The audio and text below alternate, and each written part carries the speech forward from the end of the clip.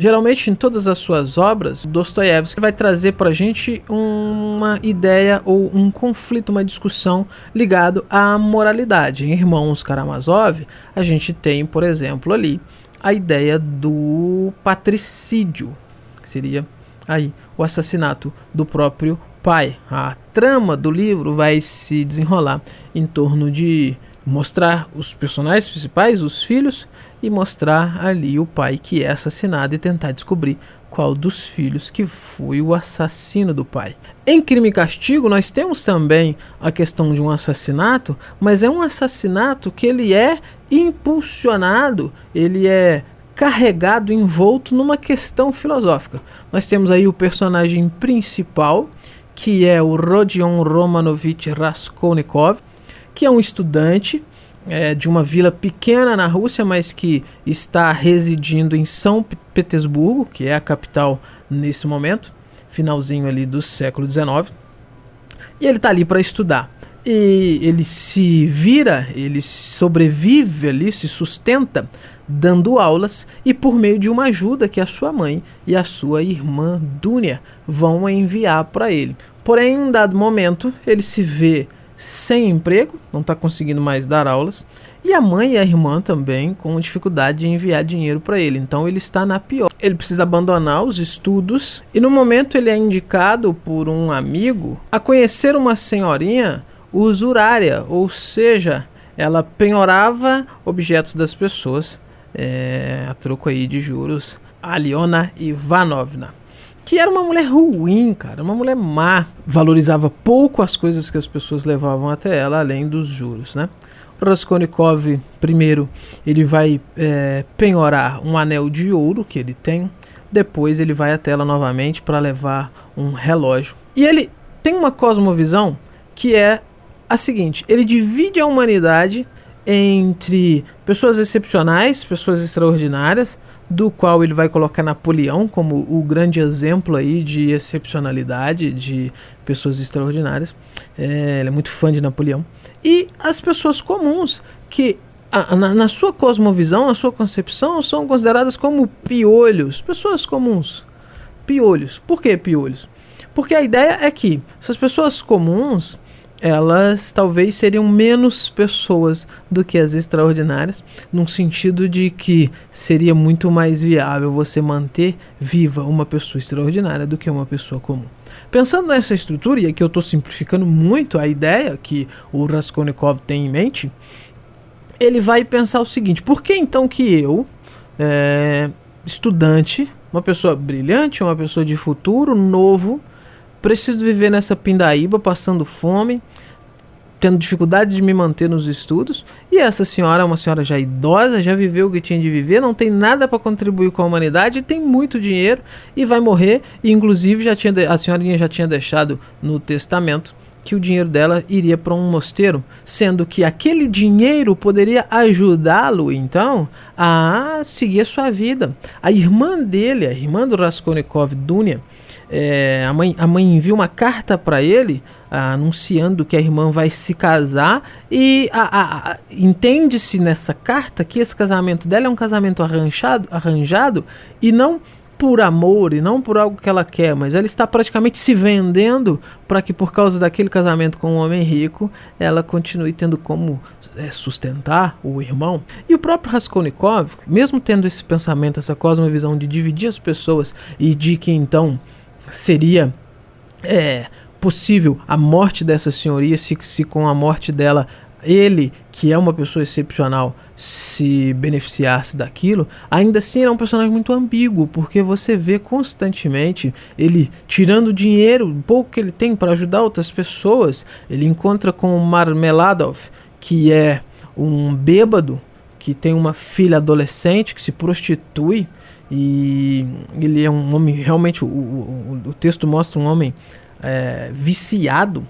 Então abandona o emprego e ainda rouba o dinheiro que tem em casa para poder beber, deixando a mulher e os 3 filhos pequenos sem ter dinheiro nenhum, sem ter o que comer. Você vê momentos que o Raskolnikov vai tirar do seu dinheiro e dá para aquele homem algumas moedas, alguns kopecks ali, né? Então veja, você tem um homem com um conflito, você tem um homem vivendo um conflito dentro de si, e ao mesmo tempo que é um homem que dá dinheiro para as pessoas, mesmo ele estando precisando de dinheiro, e às vezes precisando até mais daquelas pessoas, mas é um homem que entende que um assassinato talvez seria possível para se beneficiar daquilo. E fato é, ele vai cometer esse assassinato. Ele ouve que num determinado momento a senhorinha vai estar sozinha, e ele então concebe um plano macabro de com um machado assassiná-la. O problema é que ele não contava que a irmã dela, Lisavieta, que era uma meia-irmã, iria aparecer e ele teria que matar ela também. Então veja, os planos dele vão por água abaixo, porque ele se vê agora tendo que assassinar também a irmã da Aliona Ivanovna. O que a gente tem aqui? E é aqui que a gente chama a nossa atenção. A primeira metade do livro, que é uma parte pequena, menos de 100 páginas, já vai contar pra gente sobre o crime. Já vai descrever pra gente o crime sendo pensado e sendo consumado. E as outras 500 páginas do livro, a gente está falando de um livro de mais de 600 páginas, elas vão mostrar pra gente os desdobramentos desse castigo. E talvez aí o nome, né? Crime e castigo. Porque o castigo desse crime que ele comete, essa coisa que ele tinha concebido de uma forma tão perfeita na sua mente, ainda que tivesse momentos ali de ambiguidade no seu comportamento, no seu pensar, mas que ainda assim ele leva a cabo aquele plano, isso vai se desdobrar então num castigo muito grande, começando na sua mente, começando na maneira como que ele vai lidar consigo mesmo por ter cometido aquele crime e também por ter assassinado uma outra pessoa que ele não tinha pensado, imaginado que poderia aparecer. Então veja, eu não vou dar spoilers aqui, você vai ter que ler aí o livro para você ver como que finaliza, e tem partes brilhantes, tem partes emocionantes no livro, mas fato é, o livro está todo envolto então nessa discussão, nessa questão moral, e que é uma questão moral, mas também uma questão religiosa, porque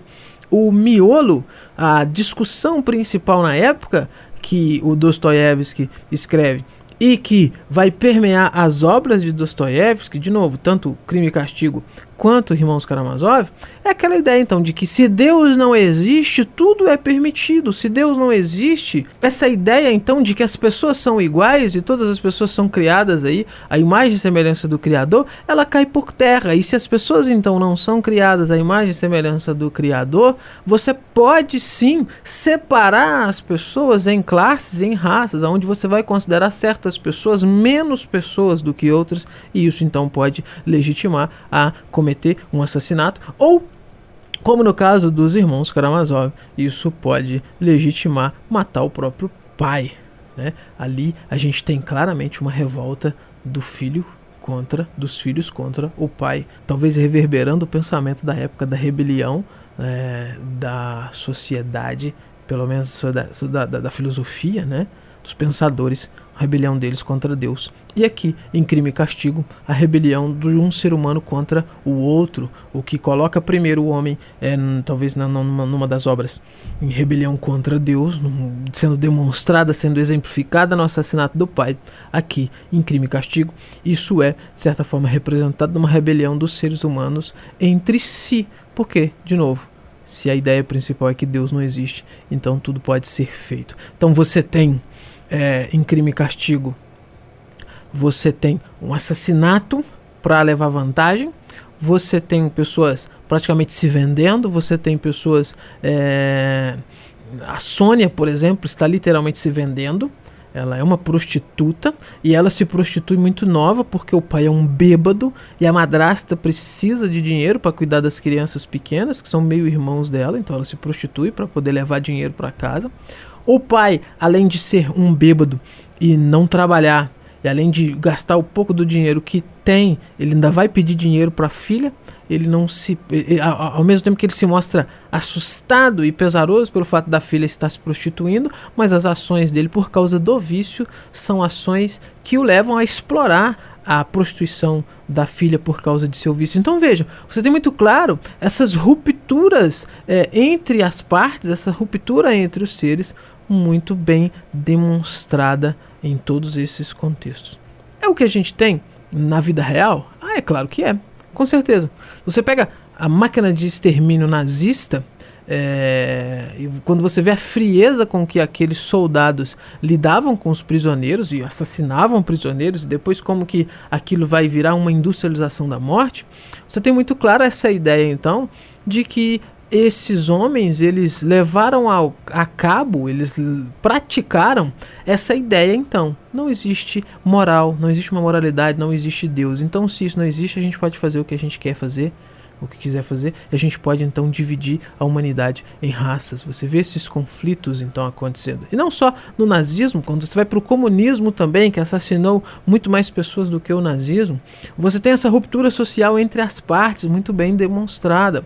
Então veja, o século XX, que é o momento aí onde esses grandes conflitos acontecem, se desdobram, nazismo, comunismo, é a grande demonstração, então, de que essas ideias que a gente encontra na literatura, simplesmente como ideias, simplesmente como representações de personagens, de conceitos, o nazismo e o comunismo são essas ideias levadas a cabo, são essas ideias praticadas, é essa noção de que Deus não existe, de que se pode viver sem Deus, então, levada à prática. E mostra pra gente o que causou milhões e milhões de mortos, extermínio em massa. Nesse ponto, a literatura nos ajuda muito, por meio da literatura, a compreender o mundo em que vivemos.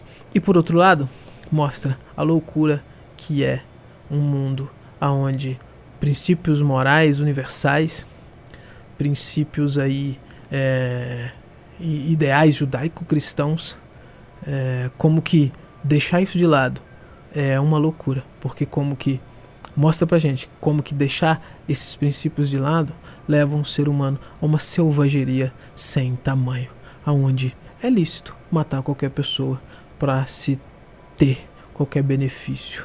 E nem na literatura é assim. Fato é que o Raskolnikov é um personagem totalmente assombrado pelos seus demônios, assombrado pela sua consciência. E a ideia que ele tinha de que talvez poderia fazer tudo, ela se mostra que aquilo não é tão simples assim como ele pensava. E a dificuldade que ele tem, como que o sofrer das consequências daquilo vão então ser demonstradas em coisas no seu corpo, né? Doenças que ele vai tendo, como que ele vai adoecendo, como que ele vai definhando por causa da culpa, como que ele vai sendo destruído como consequência daquele mal que ele causou.